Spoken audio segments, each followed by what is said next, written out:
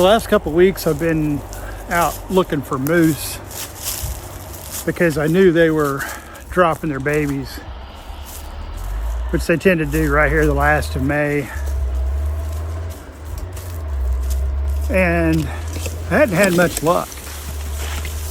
And it was really kind of comical and almost ironic was when I finally did have luck, I found triplets.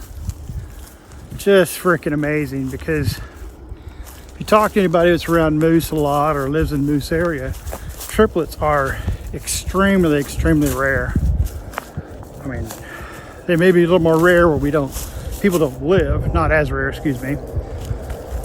But most guys you talk to, they'll tell you, doubles, singles, that's usually what you see. And I believe there's been cases of quads that I found on the internet looking around, but triplets are very rare. If you go out on the internet, you won't find a whole lot of stuff that talks about triplets. And that's why it's just been really amazing to spend some time with this cow and her calves. And she's been bedding down this really thick thicket back over here with a bunch of alders. So I'm gonna start getting set up where I think she usually comes out around this area. See if we can get some video and images of her. And yeah, that's what we're gonna do today. We're gonna photograph triplet baby moose. So once I find her, I'll show you what she looks like, what the calves look like, and hopefully get some good video and some good pictures out of all this. This is the second day I've been able to sit on her. And I believe she's back there. Just talked to somebody that was just here this morning and they saw her. She went and bedded down back in the same area. And she'll be gone any day, because as these calves get a little bigger and that water source she's got is going to dry up pretty soon, she'll head out. Usually if they got one calf, they're only around for a few days at best. Twins, they may be long, a little less than a week, but with triplets, and one of them's a runt and one of them's got a cloudy eye. And she's got to get all those guys up to speed where they're gonna be healthy enough to take a travel to get back to her normal stomping grounds. So I'm gonna get set up and get after this, and I will talk to you guys here in just a little bit.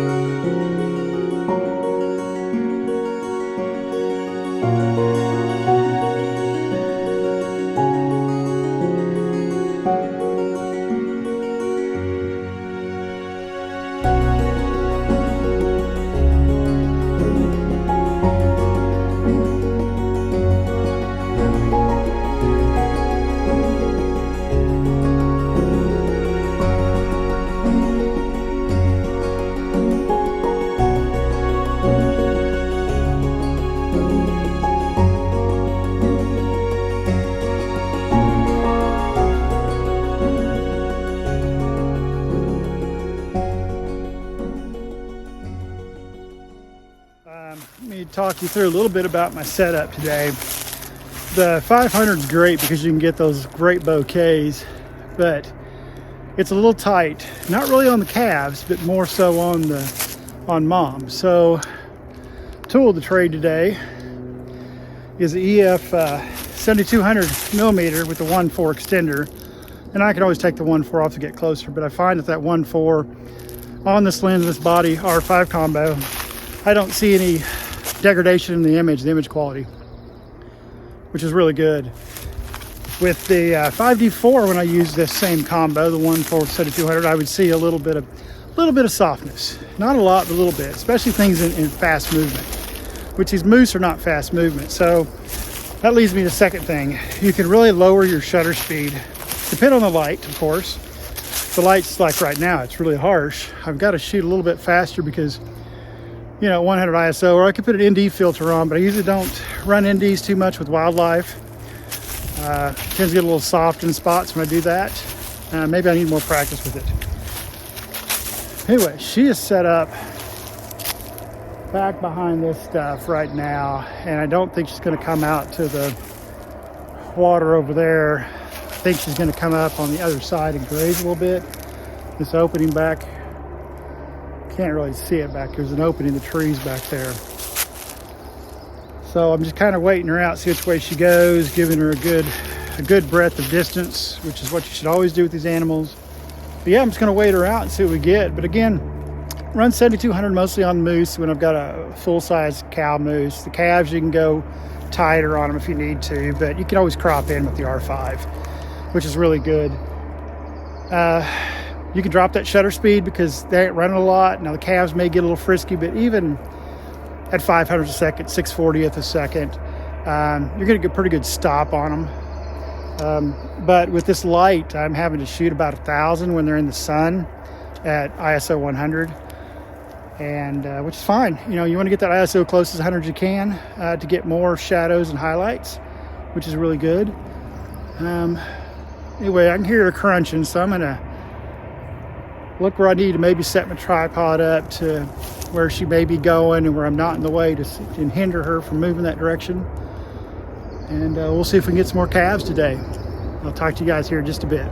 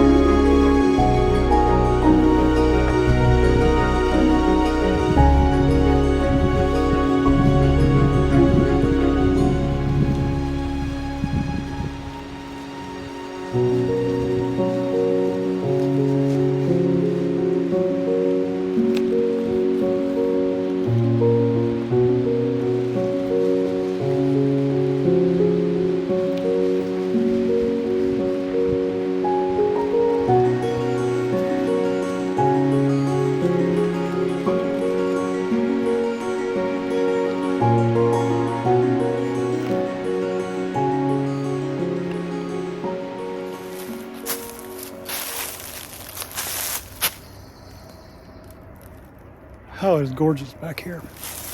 I love walking down these trails in Alaska. So cool, especially when you know you got a moose here.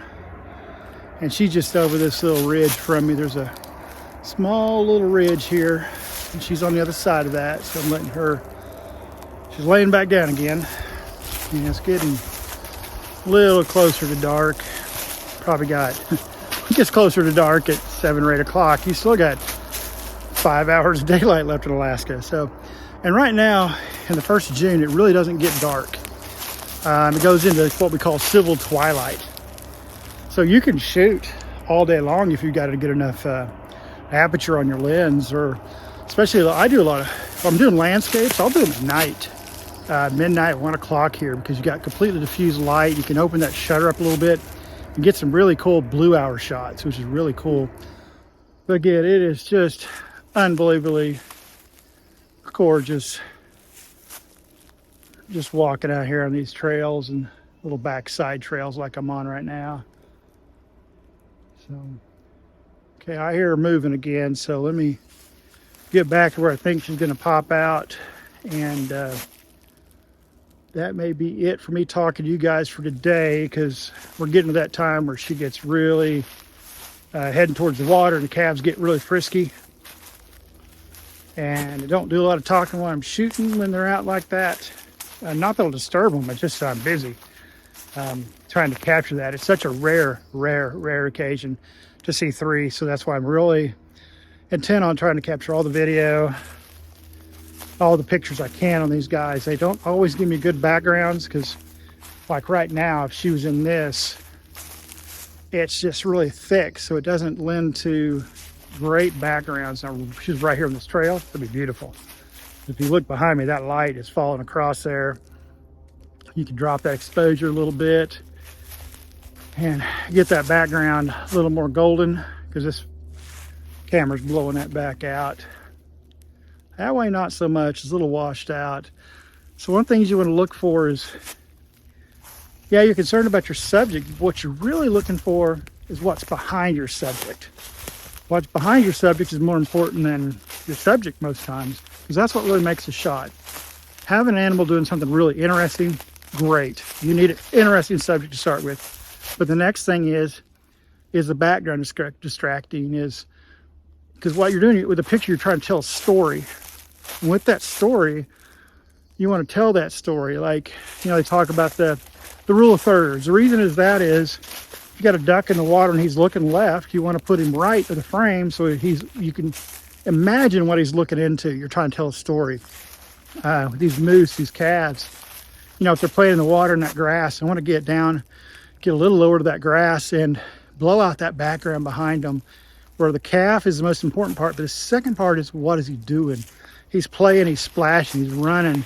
How do I capture that action? I want him to run through the scene, not out of the scene.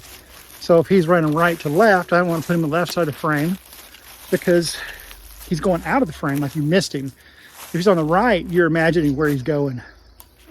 Just my philosophy. Yeah, really cool. So I got to quit talking and get over here and get ready for this moose and these calves. So I'll probably talk to you at the end of this day when I'm wrapping up. And well, this is gonna be fun. I'm really excited, guys. This is just such a rare occurrence. So we'll go back and get my tripod and get set up down that trail where I think she's gonna come out. I think she's gonna go out where she's gonna eat, not where she's been drinking. And then right at the end of the day, I bet she's gonna, probably about 11, she's gonna go to the water. That's kind of been her pattern a little bit. The first day she went to water first, then to grass, then to bed. So she's been bedding down about midnight or so, 11:30 midnight. I think the first day the guy saw her, she bedded down like 10 o'clock, 10:30, back in the thicket. That's because she just had the baby, so she's tired a bit. So anyway, I'll talk to you here in a bit. Gotta shut up.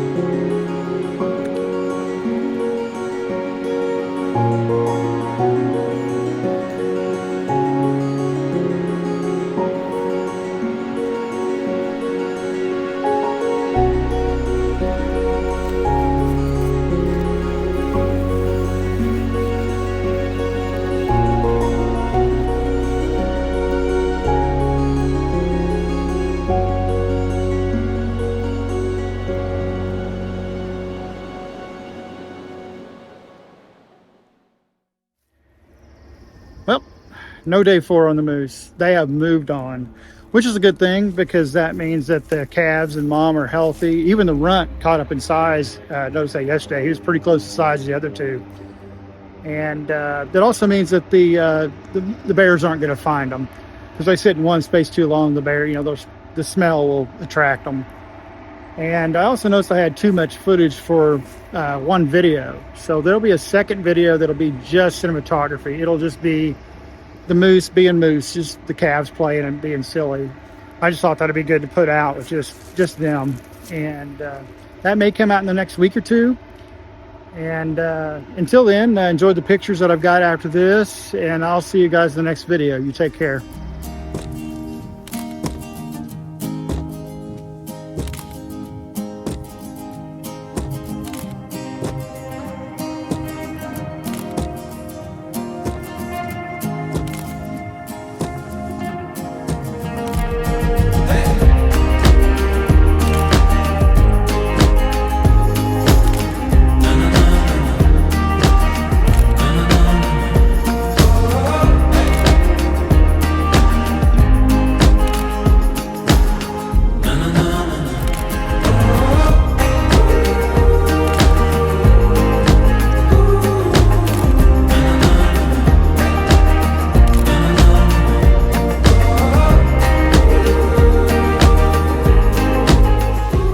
Hey guys, don't forget to subscribe to the channel and leave a comment on one of the videos in June to have a chance at the print giveaway. To know more about the print giveaway, click the link at the top left that tells you more about the print giveaway, and I'll see you in the next video.